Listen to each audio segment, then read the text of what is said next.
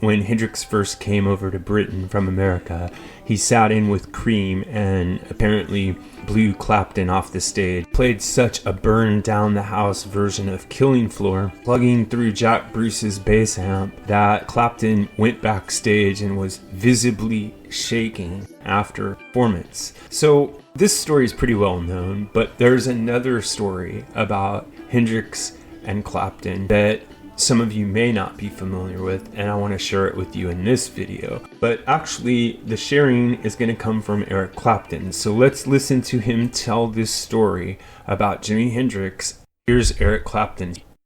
That he died, I was supposed to meet him at the Lyceum to see Sly Stone play. And I brought with me a left-handed Stratocaster, and it's the only I've just found it. I think I bought it at Orange Music. I'd never seen one before, and I was going to give it to him.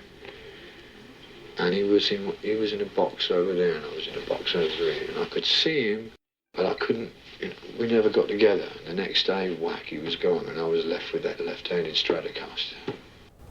So, what I find interesting about this incident is that Clapton seemed to have so much love for Jimi that he not only bought a left-handed Stratocaster to give to him, but brought it with him to a concert where he knew Hendrix was going to be in hopes that he would be able to give it to him. This is like something a fan would do, any fan would do, given that they had the money to buy a left-handed Stratocaster to try to offer it to Jimi.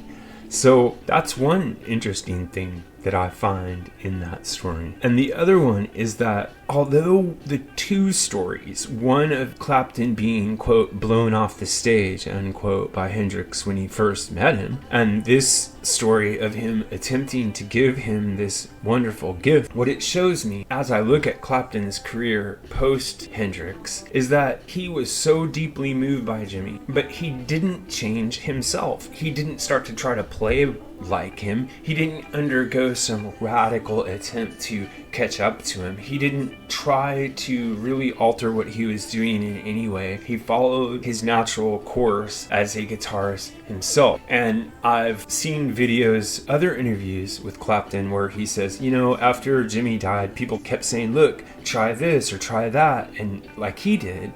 And he's like, no, it's already been done. So I think that the gift that he wanted to give to Jimi was to show his appreciation for Hendrix's unique brilliance as a player, his insistence on staying truthful to his own blues roots and identity as a guitarist is what allowed Clapton to endure and go beyond and become a distinctive voice in his own right through decade after decade after decade, even as he became a pop performer. Now, for me, the story was deeply endearing regarding Clapton because before I heard this story about the left-handed Stratocaster, all I had heard is the story about how Hendrix blew Clapton off the stage, and I had wondered, well, maybe Clapton was a little bit bitter about the experience, but this story proves that anything but bitter was the feeling he had towards Jimi, and I think that's really a great thing. Anyway, this is what I think, but what really matters is what you think. So if you have an idea about this or any other topic connected to classic or contemporary music, please drop it in the section below, and remember to like and subscribe. Also, there's a join button available for those of you who would like to